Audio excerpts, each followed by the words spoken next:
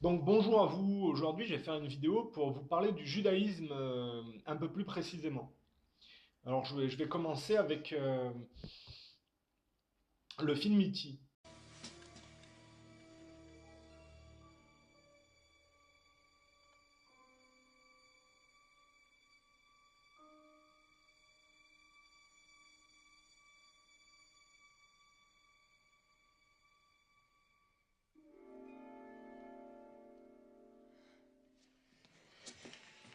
Puisque vous savez que j'ai amorcé quelques vidéos pour parler du cinéma sioniste. Et je pense qu'E.T. pour aborder le judaïsme c'est très bien.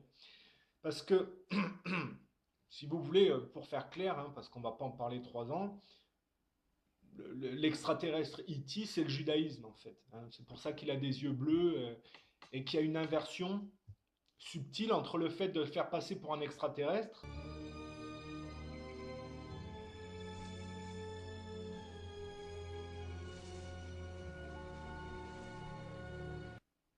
alors que les juifs sont le peuple matérialiste par excellence.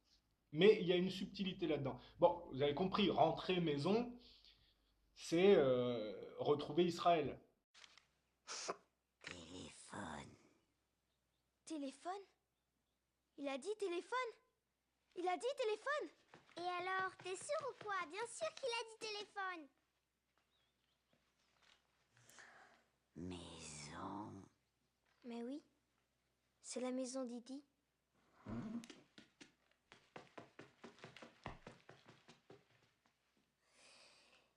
E.T.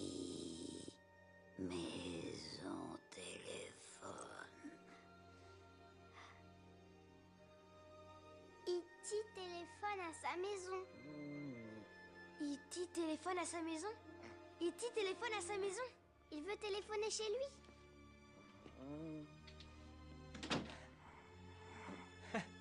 Qu'est-ce que c'est que cette comédie? E.T. téléphone maison. Mon Dieu, ça y est, il parle.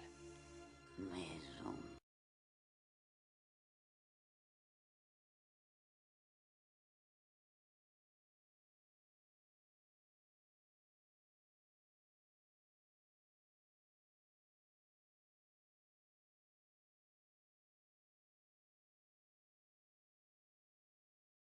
Hein, et il se sert pour ça d'Eliot, c'est-à-dire Eliot, dans l'inconscient collectif anglo-saxon, c'est le côté chétif anglais, colonialiste, qui...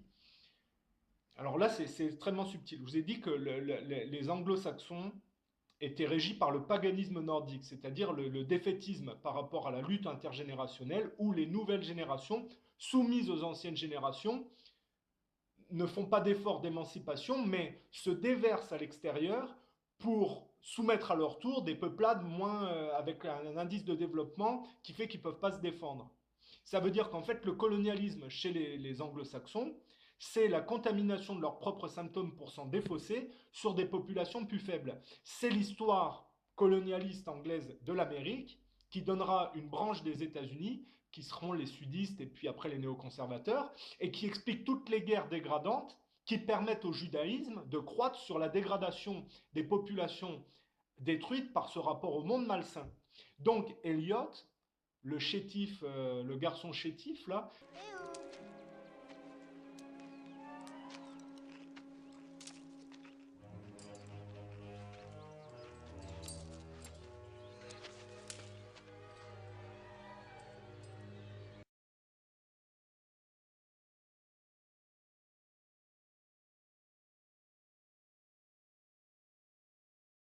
c'est l'aspect divirilisé du colonialisme à la source anglaise qui permet au judaïsme, par le fait que ces gens-là se répandent dans le monde entier, se répandent dans le monde entier pour dégrader des nations non soumises au même défaitisme matérialiste, et que tout ça, ça permet au judaïsme de croître. C'est toute l'explication d'Iti, rentrer maison, Eliot.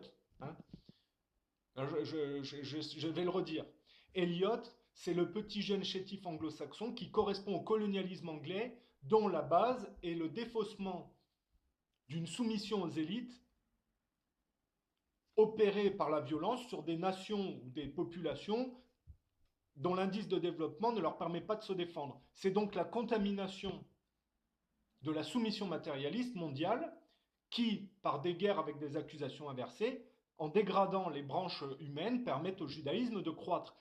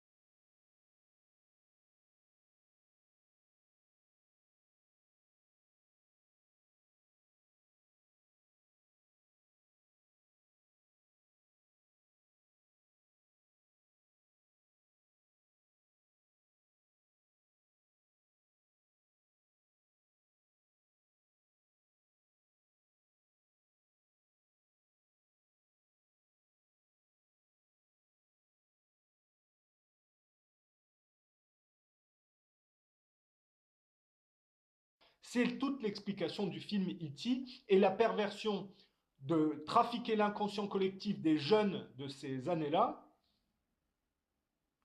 parce que les gamins, ils regardent E.T., ils disent « Ah, c'est un copain », mais en fait, c'est un juif sioniste qui... c'est un peu de la pédophilie intellectuelle, si vous voulez. Bon. Mais ça, c'est de l'inconscient collectif, on ne peut pas le dire comme ça directement. Alors vous regarderez dans E.T., il y a le passage avec, où on voit l'ère Nixon, hein, il passe l'ère Nixon.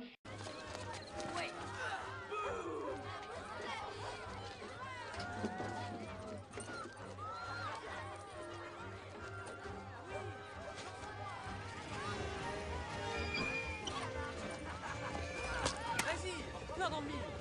Allez les mecs, vous écoutez de train?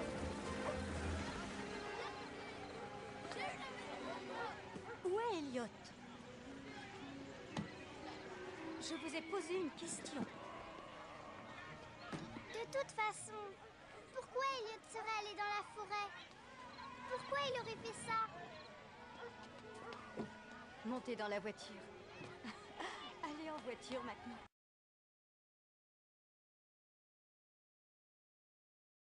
Et puis avec Carter, qui est le scientifique, en fait, il représente Carter, où Carter n'était pas tout à fait prosémite, hein, par rapport à d'autres, hein, comme Nixon qui s'est fait avoir, et donc qui était un danger pour l'expansion d'Israël.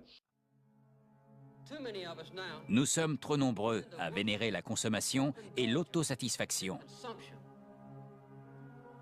L'identité humaine n'est plus définie par ce que l'on fait, mais par ce que l'on possède.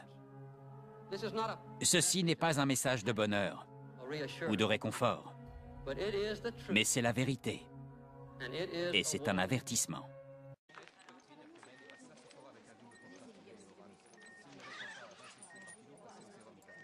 Nous avons de l'hypertonique disponible. Je pars 5 rapides. Je pense que vous obtiendrez plus d'infos avec une lance. Bon, mais on la pose sous son pied de brillance. Vous n'avez pas le droit Saturation de faire d'oxygène ça. à 82% à l'air ambiant. Présence d'hémoglobine. Rien de détecté. J'ai isolé des cellules sans noyau de la circulation sanguine. Voie aérienne libre, mais volume courant diminué chez le garçon. Mettez-le sous 0,2 à 5 litres en sonde nasale et faites-lui des gaz du sang dans 10 minutes. La température a chuté de 20 à 17 degrés centigrades. Apportez des couvertures d'hypothermie et des lampes chauffantes. Laissez-le L'électrophorèse tranquille. montre une absence de pic de gamma-globuline nette. Laissez-le tranquille, je peux m'occuper de lui. Amenez un échographe et réglez la 2D pour un échocardio. Sa peau est froide et exanosée. On doit envisager toutes les causes de choc. Non, il n'a plus de circulation. Il a besoin d'une assistance par inotrope. pH bas à 7,03, il est en acidose métabolique. Crânienne de 1,12 normal. Ça peut être un choc infectieux. On lui a fait 2 séries d'hémoculture. Il lui faut une couverture antibiotique à large spectre, en pige entaflagine. Débit cardiaque. Débit cardiaque 1,9 litre par mètre carré de surface corporelle par minute. Fraction d'éjection à 20%. Elliot, Magnésium sérique à 43 mg par litre. je reviens de la forêt. Calcium ionisé 83. Maintenant, il ne faut pas qu'il parle. 1,5.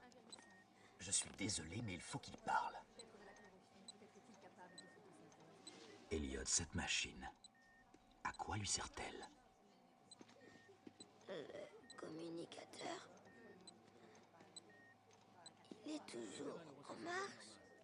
Elle sert à quelque chose. À quoi? Crânienne de 1 à 12 sont normales. Les réflexions du Faut 2 sont pas que je le dise. Examen neurosensoriel Il normal. m'a fait confiance. Sanguineux positif. C'est moi qui l'ai venu voir. Elliot, il est venu me voir aussi.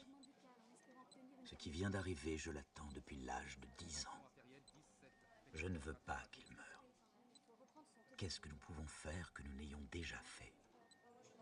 Il veut rentrer chez lui. Il essaie de joindre son peuple. Et tout le film part de ça au niveau inconscient. Et donc ça, c'est pour aborder le judaïsme, il fallait comprendre l'inconscient collectif et la manière dont le judaïsme tire parti de la bêtise des anglo-saxons et notamment du colonialisme anglais. Hein, et américain, hein, mais dans la branche, j'ai dit, le colonialisme anglais donne les sudistes et les néoconservateurs. Donc Eliot, c'est ce mouvement-là, si vous voulez. Vous comprenez comment ça fonctionne?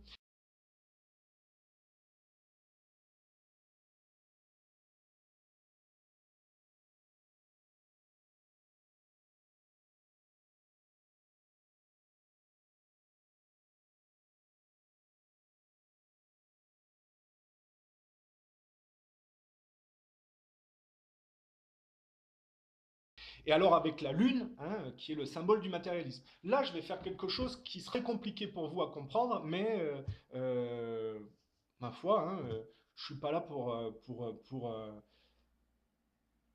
cacher quoi que ce soit, donc on va aller directement dans les choses. J'ai expliqué que tout ce que faisait l'homme à l'extérieur n'était que le fruit de la transposition d'un conflit intérieur. C'est-à-dire que l'homme se sert de l'extérieur pour médier un conflit intérieur qui est en général intergénérationnel et qui a trait au viol symbolique ou réel du père et de la mère sur l'enfant qui arrive au milieu des anciennes générations. Alors pourquoi je vous dis ça? Parce que pour comprendre la symbolique de la lune dans E.T., puisque à chaque coup on voit le vélo devant la lune avec Elliot qui permet à E.T. de rentrer chez lui progressivement, hein, on a compris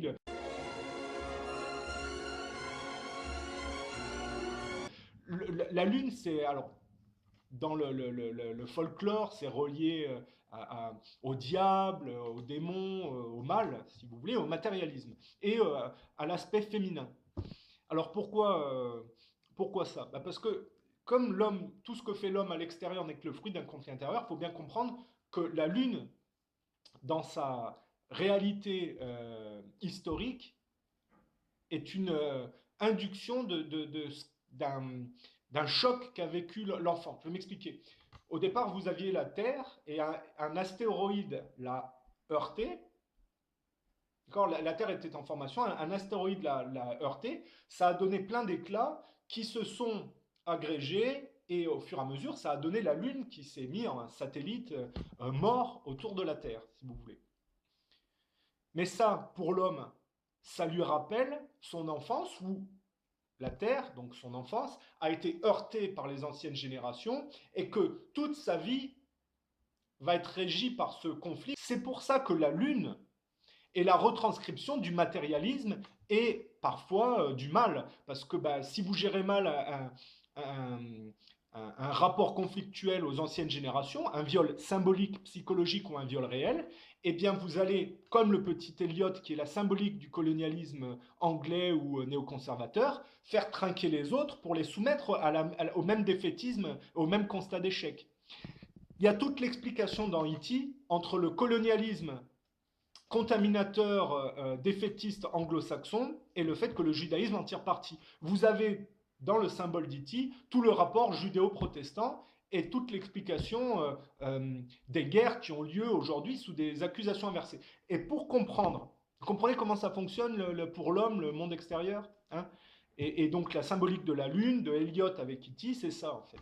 Mais pour comprendre que ces gens-là fonctionnent avec un psychisme inversé, il faut comprendre ce que c'est que le judaïsme.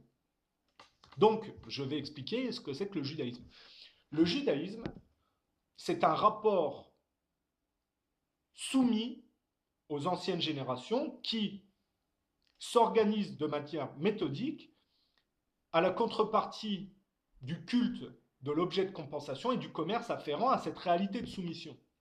C'est pour ça que quand le Christ arrive, il chasse les marchands du temple, c'est-à-dire l'hypocrisie des gens qui ont un monde superficiel et faux, non émancipé, qui se complaît dans le culte du commerce afférent à la soumission aux anciennes générations. Le Christ arrive et explique qu'il faut faire en sorte, sans passer par la violence, de s'extraire de l'archaïsme des anciennes générations pour retrouver sa personnalité propre. C'est le chemin de croix où tout le monde se défausse sur le Christ et la sagesse qui lui permet de prendre de la hauteur et de pardonner aux gens d'être enfermés dans cet archaïsme, c'est la résurrection qui lui permet de retrouver son aspect divin. C'est-à-dire qu'il pardonne finalement au père et à la mère d'être en constat d'échec et de se défausser sur leurs gamins parce qu'ils n'y arrivent pas. Et ça lui permet, si vous voulez, de retrouver sa vraie personnalité, de s'extraire des secrets de famille et de prendre de la hauteur et de voir les gens avec compassion.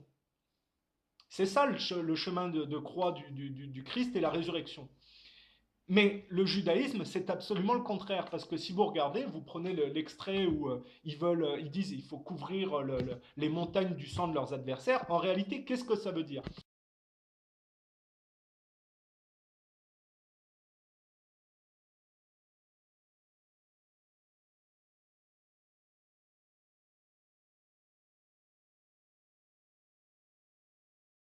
Ça veut dire que le judaïsme en fait, ils n'ont pas de chance, les juifs, parce qu'il y a la circoncision. Ça veut dire que dès qu'ils sont jeunes, par la prédation rabbinique et le fait d'exposer le gland du sexe de manière irrémédiable à l'exacerbation du monde matériel, finalement, puisque, si vous voulez, la peau qui recouvre le gland, ça permet de ne pas avoir le sexe constamment exposé au monde extérieur. Mais par la prédation rabbinique, les juifs sont enfermés dans l'exacerbation du monde matériel parce que ce qui est opéré sur le physique se retranscrit sur le psychisme. Et donc, dès qu'ils sont petits, alors vous allez me dire, oui, mais il y a une différence, les Arabes aussi, certains sont circoncis. Tout le monde n'a pas le même rapport émancipatif. Les Arabes ont un rapport émancipé un peu plus émancipé, même si ça a la même conséquence. La circoncision a une mauvaise conséquence. Moi, je dis la circoncision, il faudrait l'abolir parce que c'est très mauvais pour le psychisme. Mais je mets toujours de toute façon le rapport entre l'excision et la circoncision. Ce sont des rites archaïques qui ne devraient plus exister de nos jours. Mais bon, après, on peut toujours en parler. Mais je dis donc, moi j'explique. Alors vous allez me dire, oui, mais alors tu dis que les juifs sont enfermés et soumis aux anciennes générations par la prédation rabbinique notamment et par le rite de la circoncision qui les enferme psychiquement déjà dans une soumission complète. Et le fait qu'ils veulent se venger avec en mettant le sang de leurs ennemis sur des montagnes, c'est pas le sang de leurs parents, c'est-à-dire on pourrait avoir de la colère ou avec le meurtre du père. Non, c'est ceux qui sont pas soumis comme eux au père et à la mère, et comme ils n'ont pas le courage, ils utilisent le mensonge pour les faire tomber en les faisant s'affronter entre eux. C'est très compliqué à comprendre le psychisme juif dans la contrepartie sioniste, c'est-à-dire tous les juifs détestent pas les goïs. Hein. Je parle de ceux qui détestent les goïs pour ne pas être aussi soumis qu'eux aux anciennes générations. Parce que pour un juif, c'est incompréhensible de vouloir s'émanciper du père et de la mère, de la manière, et quelque part ils n'ont pas complètement tort parce que les goïs le font de la mauvaise manière, c'est-à-dire que si on prend le gauchisme, c'est le meurtre du père, si vous voulez, hein, ça donne la décapitation de Louis XVI ou l'assassinat de Nicolas II, si vous voulez. C'est pas comme ça qu'on s'émancipe, on s'émancipe par la droiture, ou alors on ne se rebelle pas, si vous voulez. Donc le judaïsme, ce sont ceux qui ne comprennent pas la rébellion. Mais je ne sais pas si les juifs ne respectent pas les gens qui arrivent à s'émanciper par la droiture. C'est ça la question. Toujours est-il que ceux qui s'émancipent de la mauvaise manière sont toujours détruits finalement par le judaïsme au final, parce que le bout du bout de la mauvaise émancipation gauchiste, c'est le judaïsme. Voilà. C'est pour ça que les protestants et leur rapport au monde superficiel, le bout du bout, j'avais expliqué Odin, le parcours d'Odin, en fait, montre l'échec parce que le paganisme nordique et le parcours d'Odin, c'est ce qui va donner le truchement du catholicisme par le protestantisme. C'est ça qui est sous-jacent chez les protestants, c'est pas du vrai christianisme. Et pour comprendre le protestantisme, il faut comprendre le paganisme nordique qui l'anime. Et on voit le parcours d'Odin où, dans sa lutte contre les forces matérialistes, il troque son œil gauche contre la science, c'est-à-dire qu'il se diminue dans l'artificialisation au lieu d'aller vers la droiture. C'est ce qui explique sa défaite contre le Loufenrir à la fin. Et en dessous, il y a le judaïsme, c'est-à-dire la soumission complète. C'est-à-dire après avoir échoué contre les forces matérialistes, il est aspiré par les forces matérialistes. Et le judaïsme a un rapport tout à fait soumis et a une organisation tout à fait superficielle, mais bien mise par rapport au culte du commerce afférent, à la soumission aux anciennes générations. Et donc ce que je disais, c'est que on voit dans le comportement de certains juifs, par exemple, on va prendre ce passage-là.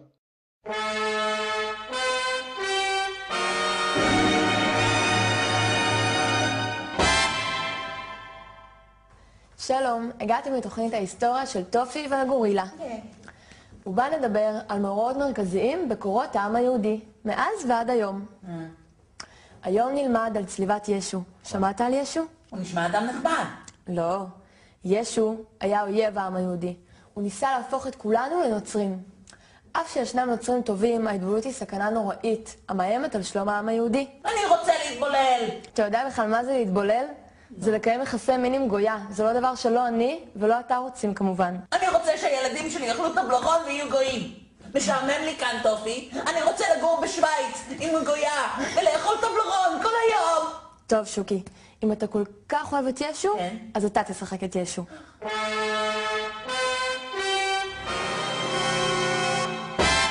אני הוא יהודה איש קריות. ואני ישו.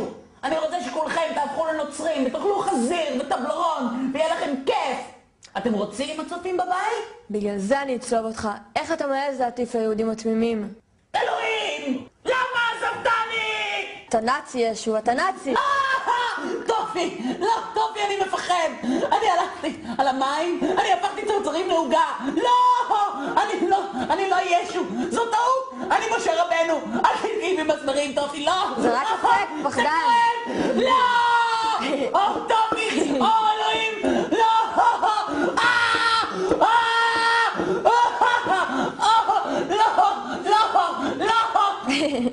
אוי,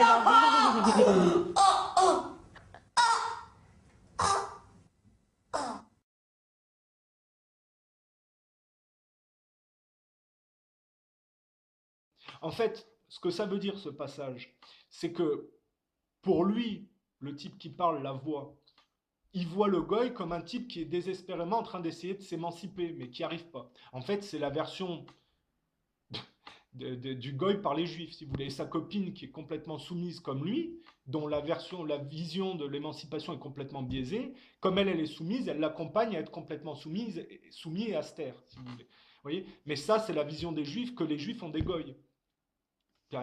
Et alors, les gens qui ne sont pas à l'aise avec ça peuvent réagir par la violence, en se disant ah, les juifs c'est tous des salauds ou quoi qu'est-ce. Non, c'est des gens qui sont bloqués et qui perdent leur temps à détester ceux qui ne sont pas autant bloqués. Ça prête pas à la colère, je veux dire, ou à la vengeance. Il n'y a que les gens qui ont un rapport ambigu à ça qui n'arrivent pas à s'en extraire.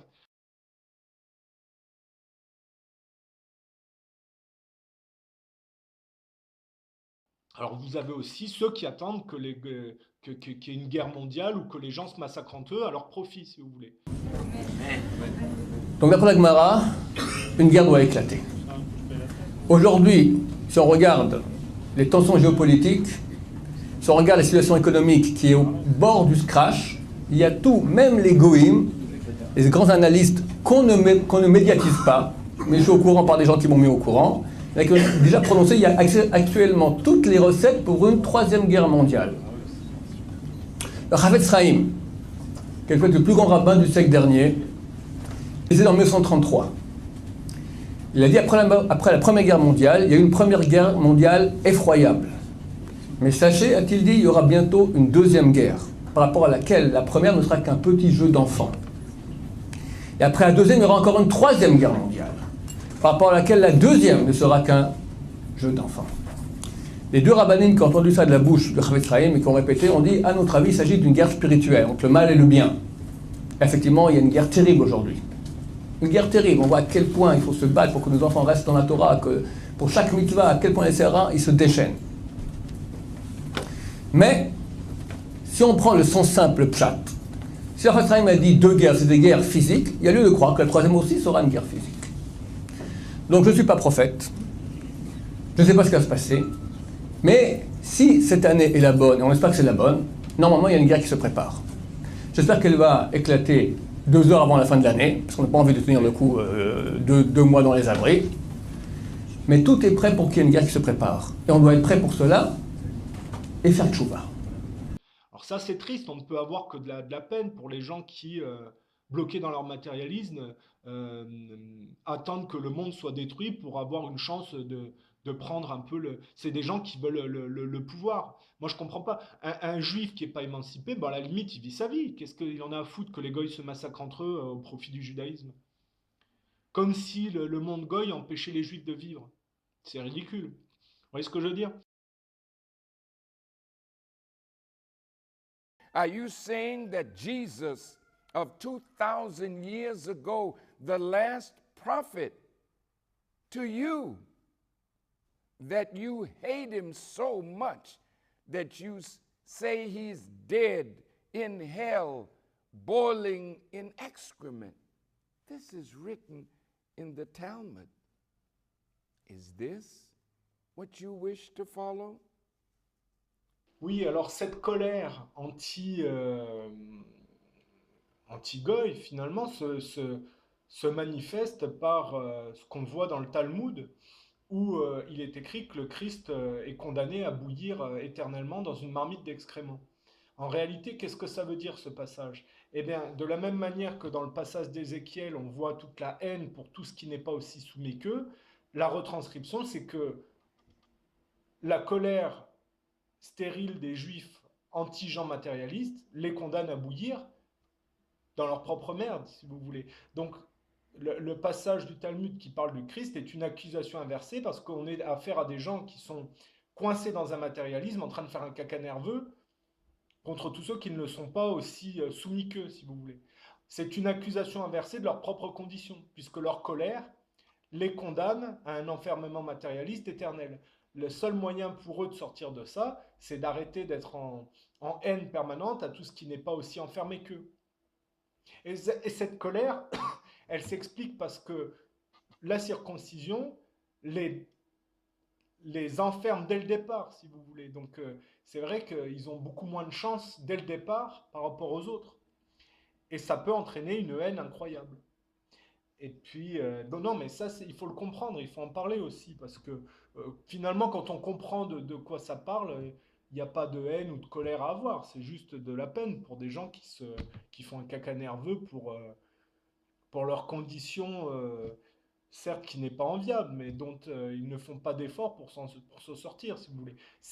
À partir du moment où vous arrêtez d'avoir de la haine sous prétexte que vous êtes bloqué, et que vous faites l'effort de vous en sortir, vous ne détestez pas tous ceux qui ne sont pas aussi soumis que vous. Et ça, c'est le problème du judaïsme.